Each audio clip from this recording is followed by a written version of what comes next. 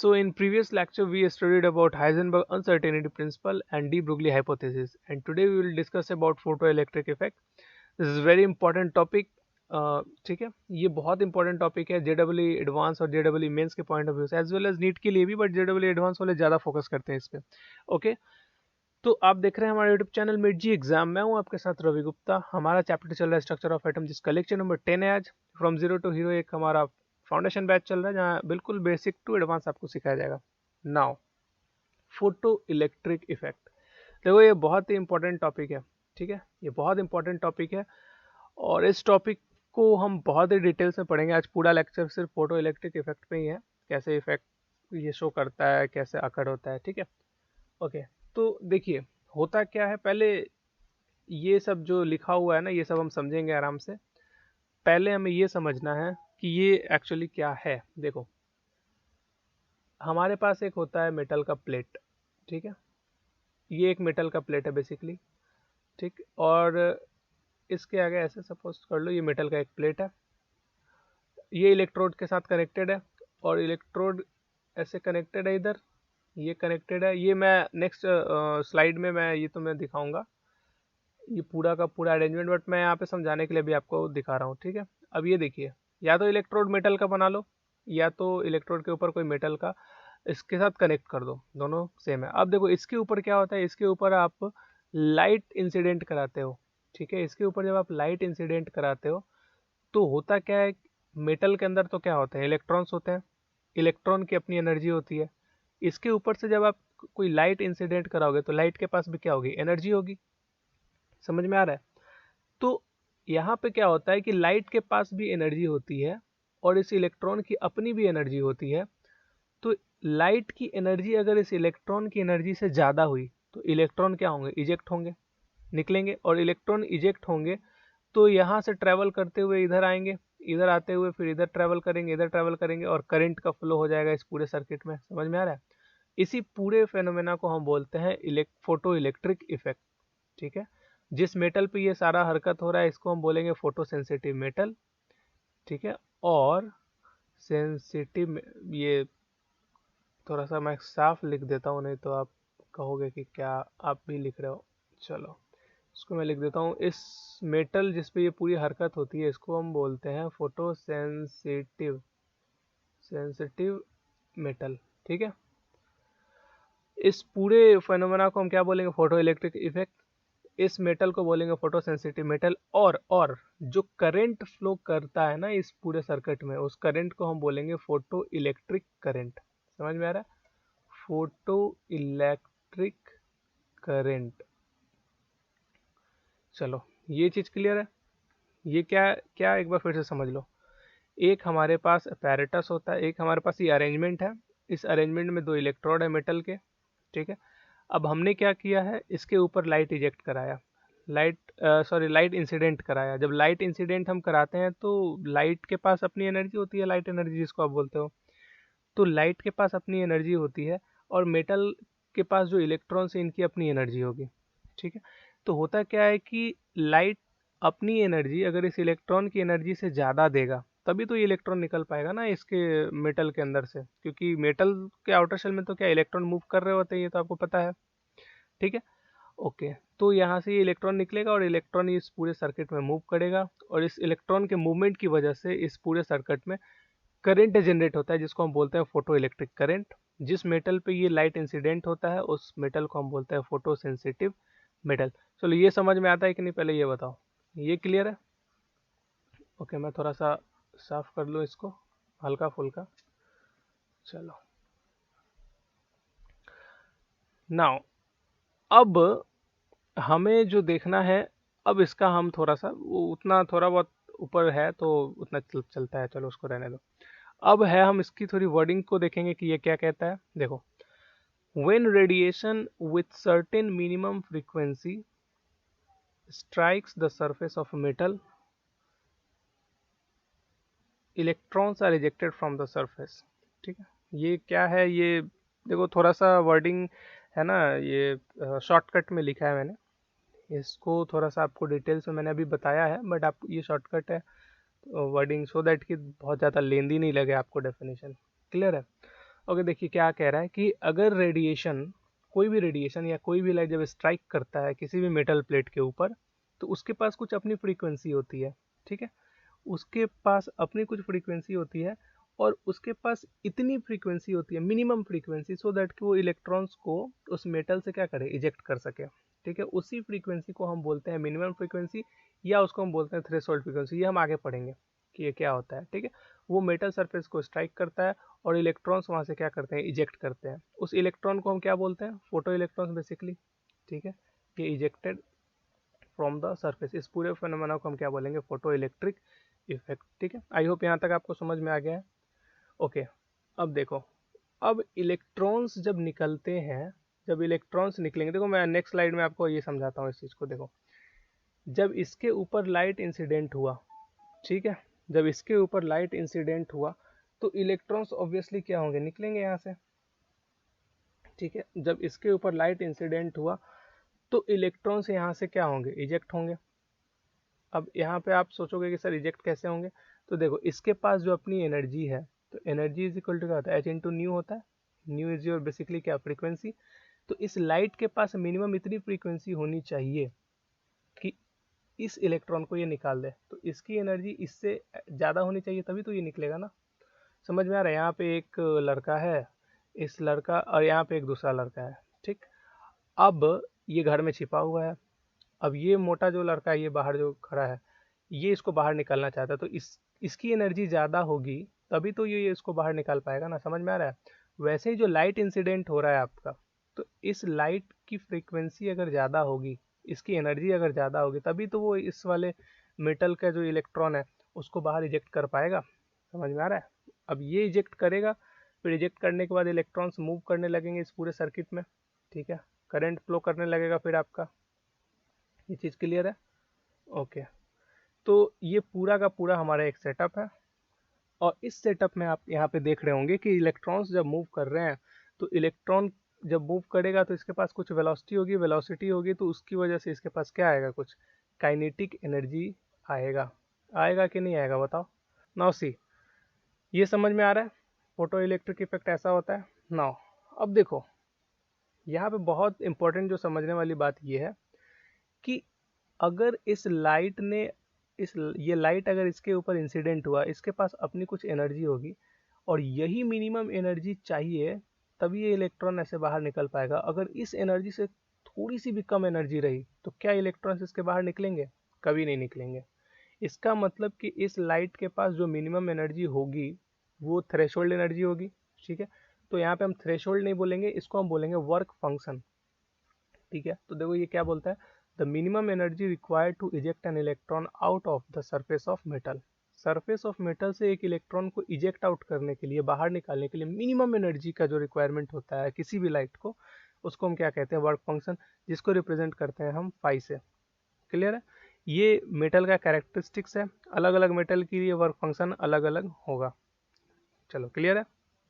Now see, ये जो आपका एनर्जी है, इस एनर्जी के साथ एसोसिएटेड है क्या, आपका फ्रीक्वेंसी एसोसिएटेड है। This is your frequency.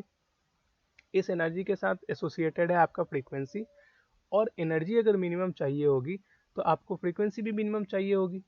समझ में आ रहा है, क्योंकि वो तो डायरेक्टली प्रोपोर्शनल है ना दोनों। ये बढ़ेगा तो ये भी बढ़ेगा, ये घटेगा तो ये भी घटेगा। तो ये अगर मिनिमम है तो ये भी मिनिमम होगा। तो जो मिनिमम फ्रीक्वेंसी हमें रिक्वायर्ड होती है किसी भी इलेक्ट्रॉन्स को बाहर निकालने के लिए, उसको हम क्या कहते हैं, इसको हम क्या कहते हैं, थ्रेशोल्ड फ्रीक्वेंसी। वही कह रहा है कि it is the minimum frequency of light below which electrons can not be ejected from the metal surface. ये मिनिमम फ्रीक्वेंसी ऑफ लाइट है जिसके नीचे कोई भी इलेक्ट्रॉन मेटल सरफेस के बाहर नहीं निकल सकता है। मतलब कि इस फ्रीक्वेंसी से कम आपके पास फ्रीक्वेंसी नहीं होनी चाहिए, एटलीस्ट इतनी फ्रीक्वेंसी होनी चाहिए, तभी आपका इलेक्ट्रॉन्स उस मेटल से बाहर निकल पाएगा। क्लियर है। तो ये मिनिमम चाहिए, ये भी मिनिमम था, तो मिनिमम मिनिमम, तो इस मिनिमम के लिए एनर्जी के लिए मैंने क्या वर्ड यूज़ किया, क्या सिंबल यूज़ किया, फाई, और इसके लिए मैंने न्यू नॉट, और H is your Planck's constant जो आप पढ़ते आ रहे हो प्लैंक्स क्वांटम थ्योरी से। क्लियर है। तो फाई इज इक्वल टू क्या होगा, एच इंटू न्यू नॉट। यहाँ तक क्लियर है। Okay, now see, stopping potential and retarding potential, इसको हम देखेंगे बाद में। पहले हम देखेंगे ये आइंस्टीन इक्वेशन क्या है, ठीक है, ये देखेंगे हम बाद में, ठीक है, क्योंकि स्टॉपिंग पोटेंशियल और रिटार्डिंग पोटेंशियल पढ़ने के लिए थोड़ा सा कॉन्सेप्ट आपको इस चीज़ का होना जरूरी है। कि देखिए मैंने क्या बताया था अभी आपको, कि मैंने अभी आपको यहाँ पे ये बताया था कि देखो ये इलेक्ट्रोड यहाँ पे मैं बना ही देता हूँ, देखो क्या होता है, ठीक है, वरना मैं अभी आपको पिछले वाला स्लाइड दिखाता। तो देखो यहाँ पे क्या हुआ कि एक इलेक्ट्रोड बनाया यहाँ पे, एक सेकंड ये गड़बड़ हो गया, चलो यहाँ पे एक इलेक्ट्रोड था और यहाँ पे मैंने लगा दिया इसको। नाउ सी, अब होता क्या है कि इलेक्ट्रॉन, अब इसके ऊपर लाइट का इंसिडेंट हुआ और इलेक्ट्रॉन से यहाँ से मूव करना स्टार्ट हुआ, तो इस इलेक्ट्रॉन के पास क्या क्या है ये बताओ। काइनेटिक एनर्जी है, बिल्कुल है, ओके। यहाँ पे ये अपनी ये जो लाइट है, ये वाली लाइट जो इंसिडेंट हो रही है ना, इंसिडेंट लाइट ई आई जिसको हम बोलेंगे ई आई, इंसिडेंट लाइट, इसके पास अपनी एनर्जी होगी, ठीक है, ओके। और इस इलेक्ट्रॉन के पास एटलीस्ट उतनी एनर्जी होगी, पोटेंशियल एनर्जी जिसको आप बोलते हो, कि वो बाहर इजेक्ट हो सके, होगी ना, ठीक है। तो आप लिख सकते हो कि जो एनर्जी ऑफ इंसिडेंट है, एनर्जी ऑफ इंसिडेंट मतलब इस एनर्जी के, इस लाइट की गिरने की वजह से इस इलेक्ट्रॉन के पास एक पोटेंशियल एनर्जी भी आई और एक काइनेटिक एनर्जी भी आ गई है। बोलो ये चीज़ समझ में आता है कि नहीं, समझ में आता है। ये वर्क फंक्शन है बेसिकली, मतलब minimum energy required to eject an electron, okay. अब इसी को फिर मैंने यहाँ पे लिखा है, ये काइनेटिक एनर्जी है, ये फाई इधर जाएगा तो क्या हो जाएगा, ई आई माइनस फाई, मतलब energy of incident minus phi. Kinetic energy maximum होगी वो, ठीक है, तो क्या लिखेंगे, half m v max square is equal to h, ये न्यू है, nu is your frequency basically, minus phi, तो यहाँ पे half m v max square is equal to h into nu, minus phi की जगह पे क्या रखेंगे, एच इंटू न्यू नॉट, ठीक है। New not is your threshold frequency. Now यहाँ से वी का वैल्यू हम कैलकुलेट कर सकते हैं, क्या हो जाएगा, देखो एच इंटू न्यू हमें पता है कि h c by lambda is equal to क्या, एच इंटू न्यू मतलब कि न्यू इज इक्वल टू क्या होता है, सी बाई लैमडा। सी दोनों में से कॉमन ले लिया यहाँ पे, वन बाई लैमडा इसके लिए और वन बाई लैमडा नॉट इसके लिए लिख दिया, और ये टू बाई एम यहाँ पे आ गया। तो ये हमारे पास एक फॉर्मूला आता है मैक्सिमम वेलोसिटी का, जो इम्पोर्टेंट है, डायरेक्टली एग्जाम में आप यूज़ कर सकते हो। क्लियर है, इसको हम बोलते हैं आइंस्टीन इक्वेशन भी है, या इसको हम फोटो इलेक्ट्रिक इक्वेशन भी बोलते हैं। क्लियर है, ओके। नाउ हमारा कुछ कंडीशन है कि इलेक्ट्रॉन्स कब कब इजेक्ट होंगे, कब कब इजेक्ट नहीं होंगे, ये एक बहुत बड़ा सवाल आ जाता है। तो देखो मान लिया जी ये जो लाइट इंसिडेंट हो रहा है हमारा, ठीक है, हमारे मेटल के ऊपर जो लाइट इंसिडेंट हो रहा है, देखो ड्राइंग थोड़ी सी वीक है मेरी, तो आप समझ जाना, ये इलेक्ट्रोड एक सर्किट है, चलो। तो अब होता है क्या है कि ऊपर से लाइट इंसिडेंट हुआ तो उसकी अपनी एनर्जी होगी, और इस इलेक्ट्रॉन को इजेक्ट होने के लिए मिनिमम वर्क फंक्शन जितनी एनर्जी चाहिए, समझ में आ रहा है, ओके। अगर ये एनर्जी इससे ज़्यादा है तभी इलेक्ट्रॉन निकल पाएगा, ये क्लियर है, समझ में आता है ये, कि ये जो इंसिडेंट एनर्जी है अगर इस वर्क फंक्शन से ज़्यादा है तभी इलेक्ट्रॉन निकल पाएगा, ठीक है। तो देखो इंसिडेंट एनर्जी वर्क फंक्शन से ज़्यादा है तभी इलेक्ट्रॉन इजेक्ट होगा और इस पूरे सर्किट में मूव करेगा और फोटो इलेक्ट्रिक इफेक्ट ऑब्जर्व होगा आपका। Clear, okay. अगर आपका जो इंसिडेंट एनर्जी है अगर वो बराबर हो जाता है वर्क फंक्शन फाई के, तो इलेक्ट्रॉन तो निकलेंगे आपके लेकिन मूव नहीं करेंगे, वो एक जगह पे जाके बिल्कुल ऐसे निकला और वहीं पे रुक गया। समझ में आ रहा है, क्योंकि दोनों एनर्जी क्या है अभी बराबर है, और आपको तो मूव कराने के लिए इस एनर्जी को ज़्यादा चाहिए, इंसिडेंट एनर्जी को ज़्यादा होना पड़ेगा। समझ में आ रहा है, ओके। तो ये सेकेंड पॉइंट। तो पहला पॉइंट है कि अगर ये इंसिडेंट एनर्जी कम हो गई तो वो तो फिर इलेक्ट्रॉन निकलेंगे नहीं, क्योंकि इलेक्ट्रॉन की एनर्जी तो खुद ही ज़्यादा है उससे, तो ऊपर वाला लाइट इसको क्या निकाल पाएगा, ये चीज़ क्लियर है, ठीक है। तो no electrons will be ejected, यहाँ तक क्लियर है, तो बताओ मैं आगे बढ़ता हूँ, ठीक है, ये चीज़ समझ में आता है। तो ये condition for photo electric effect है, जो कि मतलब फोटो इलेक्ट्रिक इफेक्ट होने के लिए ये सारे के सारे कंडीशंस होने ज़रूरी हैं। ये तीन कंडीशन है, इसमें आप देख लो कि किसमें फोटो इलेक्ट्रिक इफेक्ट हो रहा है। तो हमने यहाँ पे देखा कि फोटो इलेक्ट्रिक इफेक्ट सिर्फ किस में हो रहा है, थर्ड वाले में हो रहा है, ठीक है, क्योंकि सेकंड वाले में तो इलेक्ट्रॉन निकल के रुक जा रहा था और पहले वाले में तो कोई चांस ही नहीं है मतलब फोटो इलेक्ट्रिक इफेक्ट होने का। चलो ये एक चीज़ क्लियर, ओके। अब फोटो इलेक्ट्रिक इफेक्ट का जो कुछ लॉ है क्या कहता है कि देखिए, जो फोटो इलेक्ट्रिक करंट होता है ना, फोटो इलेक्ट्रिक करंट जो होता है वो डिपेंड करता है इंटेंसिटी ऑफ लाइट पर।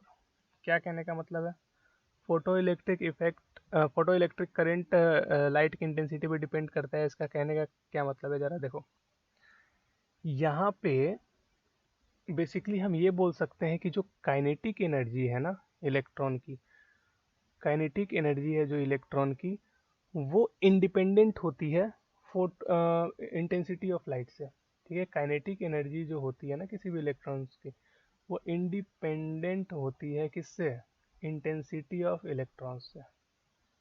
एक चीज़ ये हुआ, काइनेटिक एनर्जी इंडिपेंडेंट होती है इंटेंसिटी ऑफ इलेक्ट्रॉन से। क्यों?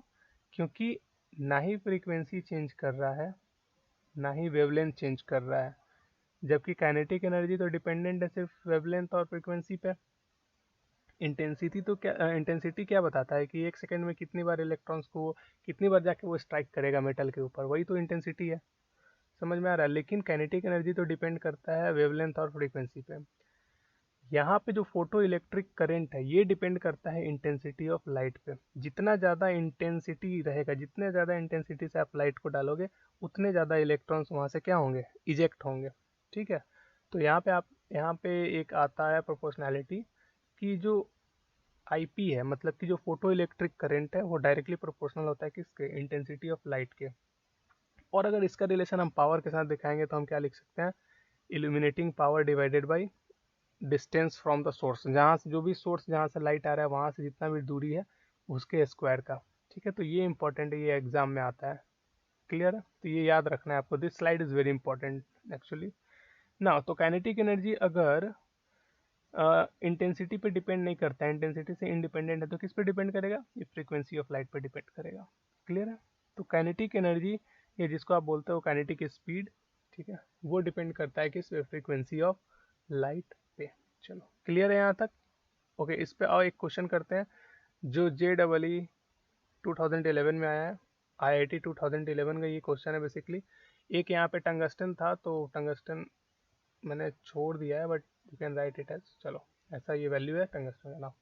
सी आपसे क्या पूछ रहा है, जरा क्वेश्चन पढ़ो ध्यान से और ट्राई करो एक बार खुद से, क्या कहने की कोशिश कर रहा है ये बोल रहा है the work function of some metal is listed below, the number of metals which will show photoelectric effect when light of 300 newton nanometer wavelength falls on the metal is. बोल रहा है कि बताइए कि ऐसे कितने मेटल इस पूरे लिस्ट में हैं जो कि फोटो इलेक्ट्रिक इफेक्ट शो करेंगे, कब, जब इन सारे मेटल के ऊपर 300 नैनोमीटर का वेवलेंथ फॉल किया जाए तब। अभी मैंने आपको क्या बताया था कि देखिए, अगर लाइट इंसिडेंट होता है तो इंसिडेंट लाइट से ज़्यादा अगर इस इलेक्ट्रॉन का फाई है, वर्क फंक्शन है, तब तो ये इलेक्ट्रॉन रिजेक्ट नहीं करेगा। लेकिन अगर ये इंसिडेंट लाइट की जो एनर्जी है ये ज़्यादा हो गई इस इलेक्ट्रॉन के वर्क फंक्शन से, तब आपका क्या होगा, वहाँ पे फोटो इलेक्ट्रिक इफेक्ट ऑब्जर्व होना शुरू करेगा। मैंने laws of photo electric effect में आपको बताया उसमें, ठीक है, कंडीशंस में। क्लियर है? यहाँ पे जो कंडीशंस में बताया था ना मैंने आपको, क्लियर है? ओके, तो उसी कॉन्सेप्ट को हम यहाँ पे यूज़ करेंगे। ठीक, तो हमें क्या करना पड़ेगा, सबसे पहले हम ये अगर कैलकुलेट कर लें कि इस इंसिडेंट लाइट का एनर्जी कितना है, क्योंकि इसका वेवलेंथ दिया हुआ है, तो हम यहाँ से आसानी से कैलकुलेट कर पाएंगे कि नहीं बताओ? तो हम कैलकुलेट करने की कोशिश करते हैं इंसिडेंट लाइट की एनर्जी। हमें पता है ये क्या होता है, hc/λ, क्योंकि लैम्डा दिया हुआ है। h क्या है, हाइजन ये प्लैंक्स कांस्टेंट है, 6.62 into 10⁻⁻34 into light 3 into 10⁻8 metre per second, this divided by lambda दिया हुआ है 300 नैनोमीटर में दिया हुआ है, तो हम इसको क्या करेंगे, मीटर में कन्वर्ट कर सकते हैं, 10⁻⁹, और ये तो आएगा आपका जूल में। बट यहाँ देखो, ये इलेक्ट्रॉन वोल्ट में यहाँ पे फाई दिया हुआ है। फाई मतलब वर्क फंक्शन मतलब क्या है, मिनिमम एनर्जी।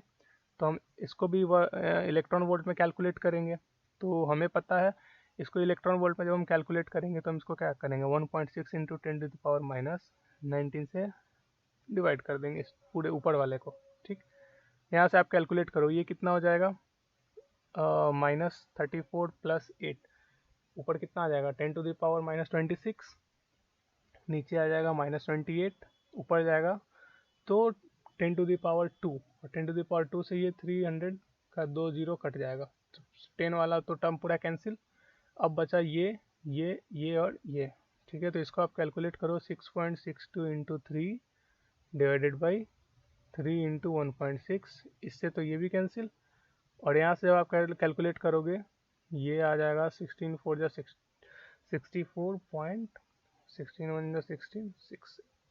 4.16 इलेक्ट्रॉन वोल्ट के आसपास में आएगा, ठीक है।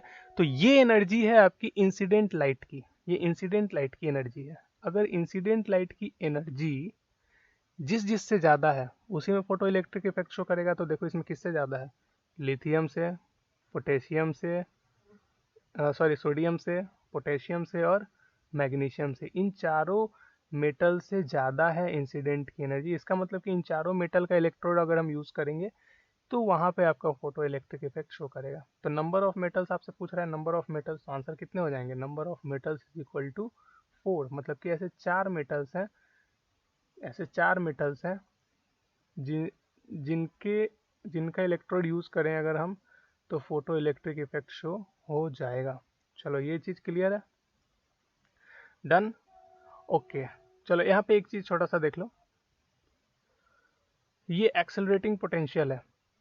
एक्सेलरेटिंग पोटेंशियल का मतलब कि है ना, एक्सेलरेट करने के लिए कितने एनर्जी की कितने पोटेंशियल की जरूरत पड़ती है, कितने एनर्जी की जरूरत पड़ती है। ईवी इलेक्ट्रॉन वोल्ट आपको तो पता है, ये एनर्जी का टर्म है। Kinetic energy half mv², kinetic energy of photo electron, ठीक है। Work function W is work function, देखो यहाँ पे वर्क फंक्शन W लिखा हुआ है, आप इसको फाई भी लिख सकते हो बेसिकली, इसको आप फाई लिख सकते हो। फिर आप लिख सकते हो h न्यू माइनस फाई, फिर यहाँ पे h new minus h new not, फिर h कॉमन ले लोगे, न्यू माइनस न्यू नॉट, ठीक है। बेसिकली ये वही चीज़ है, ओके। चलो ठीक है यहाँ तक, ओके। अब हम यहाँ पे एक चीज़ जो यहाँ पे कैलकुलेट करने की कोशिश कर रहे थे वो ये कि ये स्टॉपिंग पोटेंशियल और रिटार्डिंग पोटेंशियल क्या होता है। तो मैं आपको एक नया स्लाइड लेके आपको मैं बताना चाहता हूँ कि ये क्या होता है एक्चुअली। देखो, स्टॉपिंग पोटेंशियल और रिटार्डिंग पोटेंशियल का अगर हम बात करें तो स्टॉपिंग पोटेंशियल क्या होता है, देखो स्टॉपिंग पोटेंशियल, देखो अब मान लिया कि हमें ये हमारे पास एक इलेक्ट्रोड है, 2 इलेक्ट्रोड है, और यहाँ से करंट का जनरेशन हो रहा है। चलो ठीक है, मान लिया कि इस लाइट को हमने इंसिडेंट कराया और इलेक्ट्रॉन्स यहाँ से निकल रहे हैं। करंट तो इस सर्किट में फ्लो होगा ही, जितना लाइट इंसिडेंट, जितना एनर्जी से लाइट इंसिडेंट हो रहा है उस हिसाब से हमें इलेक्ट्रिक करंट मिलेगा। बट हमें क्या करना है ना कि हमें इलेक्ट्रॉन्स को, हमें करंट को कंट्रोल करना है। हमें उतना करंट नहीं चाहिए जितना ये दे रहा है, हमें उससे कम चाहिए। तो उसको कंट्रोल करने के लिए हम क्या करेंगे, अगर इधर इलेक्ट्रॉन जा रहा है तो इसके अपोजिट डायरेक्शन में कुछ पोटेंशियल हम लगाएंगे, ठीक है। और उसी पोटेंशियल को हम कहते हैं स्टॉपिंग पोटेंशियल, मतलब स्टॉप करता है, वो रोकता है कि भाई इतना करंट नहीं चाहिए मेरे को, कम करंट चाहिए थोड़ा सा, ठीक है। तो इसी करंट का अपोज करने के लिए जो हम रिवर्स करंट का यूज़ करते हैं उसको हम क्या कहते हैं, स्टॉपिंग पोटेंशियल। ये चीज़ क्लियर है, ओके। चलो फिर, तो आज के लिए बस इतना ही। नेक्स्ट क्लास में मिलेंगे क्वांटम मैकेनिक्स के साथ, तब तक के लिए बाय बाय, टेक केयर।